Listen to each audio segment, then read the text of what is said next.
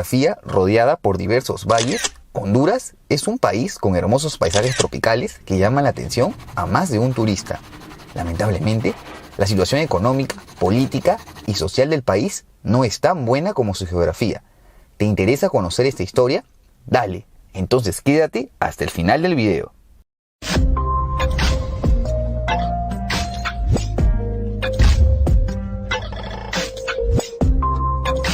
El territorio del actual Honduras fue habitado por diversas culturas precolombinas. El occidente del país formó parte de la región cultural conocida como Mesoamérica, existiendo aquí sociedades mayas y toltecas, aunque éstas entrarían eventualmente en decadencia. Además de estos grupos, existieron otros pueblos como los chorotegas, tulupanes, lencas, jicaques, entre otros. La población indígena más numerosa a la llegada de los españoles serían los lencas. Estos pueblos se organizaban en señoríos de unos 500 pobladores gobernados por un cacique.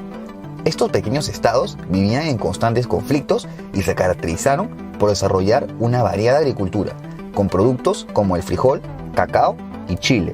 Honduras recibiría el primer contacto con Viejo Mundo durante el cuarto viaje de Cristóbal Colón, quien llegó a Guanaja, a la que bautizó como Isla de los Pinos, para dirigirse luego al Cabo de Honduras y finalmente desembarcar en el actual Trujillo, tomando el territorio en nombre de los soberanos de España. Sin embargo, la conquista se iniciaría en 1524 a cargo de la expedición de Gil González Dávila, quien fundó la villa de San Gil de Buenavista. Desde el norte, en donde el imperio azteca ya había caído, se suman dos expediciones más de Hernán Cortés encargadas a Pedro Alvarado y Cristóbal de Olid. Y desde el sur, Pedrarias Dávila, gobernador de Castilla de Oro en el actual Panamá, también deseaba anexionar el territorio como parte de sus dominios. Estos conflictos terminaron en la traición de Olid en un intento de aliarse con el gobernador de Cuba, por lo que terminaría siendo decapitado y con el exilio de Gil González Dávila. Luego de diversas otras escaramuzas entre colonos, finalmente Pedro de Alvarado, quien ya había sido nombrado como capitán general de Guatemala, termina con el control del territorio. Por su parte, la resistencia indígena tuvo que enfrentar a los diversos conquistadores. Los chorti, papayecas y tulupanes cayeron rápidamente, mientras que los lencas ofrecieron una resistencia mayor bajo el liderazgo del cacique Lempira, quien reunió a 30.000 indígenas de más de 200 pueblos. Este líder terminaría siendo asesinado, por lo que sus esfuerzos serían infructuosos. En 1537 entraría un nuevo personaje en escena, el gobernador de Yucatán, Francisco de Montejo, nombrado por el rey, anuló la repartición de tierras de Alvarado, por lo que el territorio de Honduras quedaría subordinado a Yucatán. Sin embargo, se llegó a un acuerdo en el que Montejo recibiría Chiapas, a donde se retiraría, pudiendo Alvarado anexar oficialmente el territorio de Honduras a la Capitanía General de Guatemala en calidad de provincia. Esta capitanía, a su vez, estaba bajo jurisdicción del Virreinato de Nueva España. Y te preguntarás, ¿por qué tanto interés por este territorio? Así es, yacimientos de oro en Gracias, que se perfilaba a ser el centro de poder en Centroamérica, en vista que incluso aquí se estableció por un tiempo la capital de la Audiencia Regional de Guatemala. Sin embargo, esta ciudad fue reemplazada por Comayagua ante el descubrimiento de otros centros mineros en el valle del río Guayape. En general, la época colonial de Honduras se vivió de la misma manera que en los otros territorios españoles. Una economía basada en las encomiendas, proceso de mestizaje y la importación de esclavos desde África. Hacia la década de 1570, nuevos descubrimientos fueron encontrados, por lo que se funda la ciudad de Tegucigalpa, que pronto comenzaría a rivalizar con Comayagua. Al igual que diversos puertos en el Caribe, Honduras sería víctima de ataques de corsarios británicos dentro del contexto de la Guerra Anglo-Española. Incluso se dio un enfrentamiento en Puerto Caballos, que terminó en una victoria británica, aunque estos se retirarían luego de recibir el botín. Por esto se construiría el fuerte de San Fernando de Omoa. Hacia 1786 se crea la Intendencia de Comayagua, la cual fue dividida en dos partidos, el de Comayagua y el de Tegucigalpa, ocupando prácticamente todo el territorio del actual Honduras. Durante estas décadas cabe resaltar el creciente sentimiento independentista en las colonias americanas de España, influenciadas en hechos como la independencia de Estados Unidos y la Revolución Francesa. A lo anterior se suma la Guerra de Independencia Española, que hizo aumentar los impuestos a sus colonias, generando aún más descontento.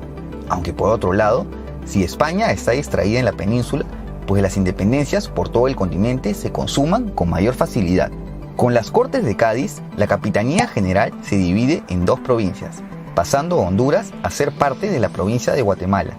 En 1820 se desprendería la provincia de Comayagua, también llamada Provincia de Honduras, con lo que ya no dependería ni política ni administrativamente de Guatemala.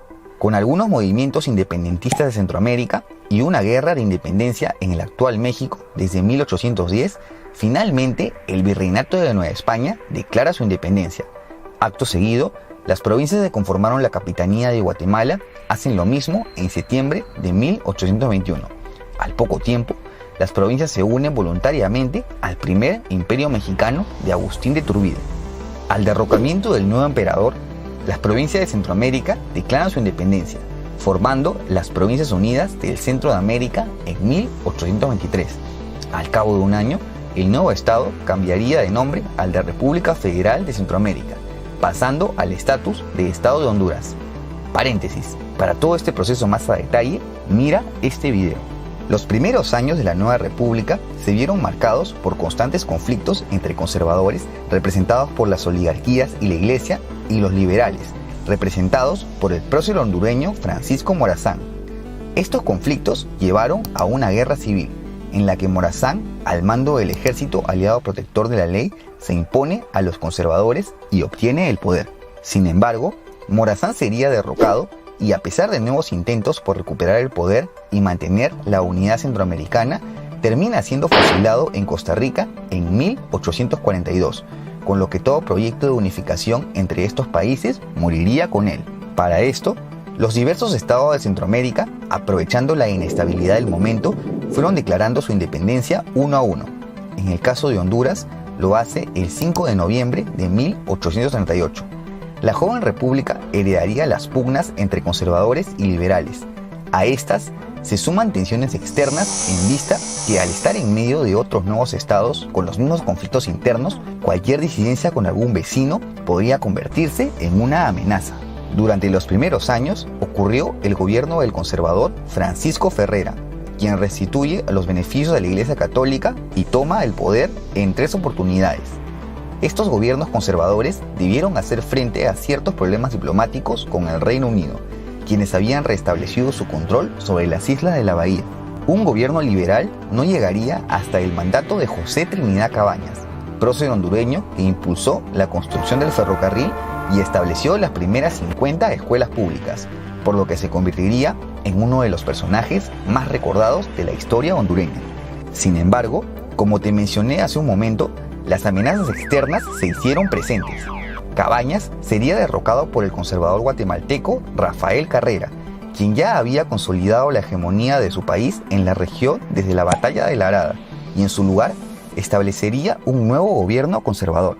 La lucha entre ambos bandos fue suspendida durante la invasión a Nicaragua de los filibusteros liderados por William Walker, quien se proclamó como presidente del vecino del sur.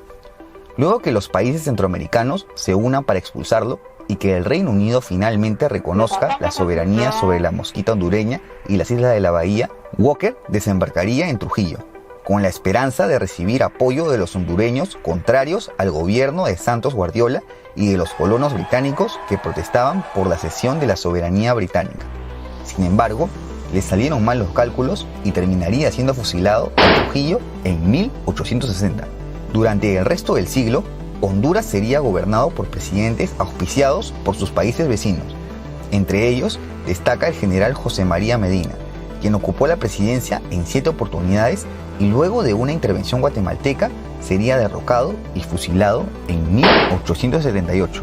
Destaca también el liberal Marco Aurelio Soto, quien con el apoyo de guatemalteco Barrios logró llegar al poder implementando una reforma liberal mediante la que se consiguió un crecimiento económico y la modernización del país. Aunque claro, también dimitiría por presiones externas. Sí, Honduras fue un país muy influenciable. De hecho, cierta estabilidad política no se consiguió hasta el ascenso del poder de Policarpio Bonilla, con el que se promulga una nueva constitución, la ley agraria, y se firma un pacto de unión con los presidentes de Nicaragua y El Salvador. El siglo XX se caracterizó por el inicio de concesiones de tierras a empresas extranjeras como la United Fruit Company. En el caso de Honduras, destacó la explotación del banano, y como te imaginarás, esto significó un crecimiento económico que vino de la mano con el incremento de la desigualdad de las clases sociales. En este periodo destaca el gobierno del nacionalista Manuel Bonilla, quien brindó apoyo a estas concesiones a empresas extranjeras, además de reprimir a la oposición liberal. Aunque por otro lado, conseguiría obras como la delimitación de la frontera con Nicaragua en la zona de La Mosquita.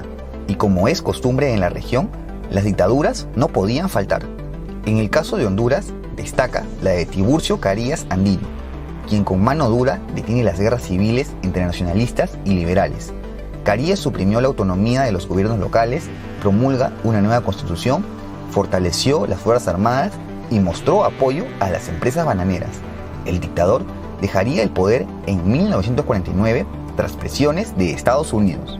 Tras un nuevo periodo de inestabilidad, llegaría al poder Julio Lozano Díaz, quien en un principio gobernó aludiendo unidad nacional con un gabinete con políticos de todos los partidos, aunque por otro lado intentó aferrarse al poder, por lo que la opinión pública se fue contra él y terminó siendo derrocado en 1956 por una junta militar.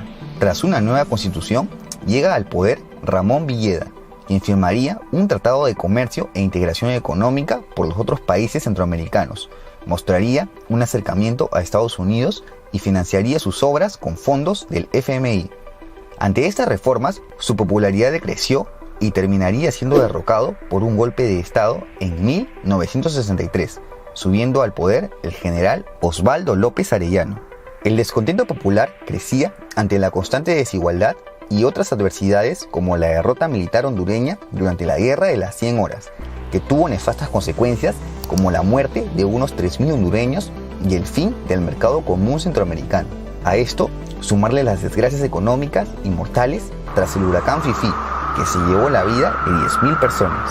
A pesar de la constante inestabilidad política por los constantes golpes militares, la economía logró cierto crecimiento durante estas décadas debido a la demanda internacional de los productos hondureños y la disponibilidad de préstamos extranjeros.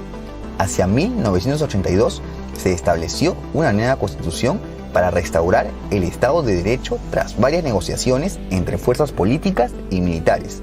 La democracia se iba restableciendo. Durante las últimas décadas, ante el reciente ascenso del sandinismo en Nicaragua, Estados Unidos vio en Honduras un bastión desde donde podría lanzar una contrarrevolución, con lo que se dirigió un ejército contrarrevolucionario nicaragüense desde Olancho y El Paraíso. Durante el siglo XX se siguieron sucediendo diversos gobiernos de manera democrática. Esta estabilidad política se vio interrumpida durante el gobierno de Manuel Zelaya, quien fue derrocado por los militares, tal vez por un repentino viraje, pues siendo liberal terminó alejándose de Estados Unidos y gobernando con políticas de izquierda. Ante todo esto, lamentablemente el pueblo hondureño aún no alcanza una calidad de vida aceptable y los índices de pobreza continúan por encima del 60%. Esto llevaría a miles de hondureños a ser parte de las caravanas de inmigrantes hacia Estados Unidos en búsqueda de una vida digna. La situación social se agrava con la crisis postelectoral de Honduras, en la que la población se manifiesta ante el presunto fraude electoral tras la reelección del presidente Juan Orlando Hernández, a quien además acusan de tener vínculos con el narcotráfico. Estas protestas se han mantenido hasta el 2019, exigiendo la renuncia del presidente. ¿Y tú qué opinas? ¿El presidente Hernández debe renunciar? No te olvides de dejar tu comentario.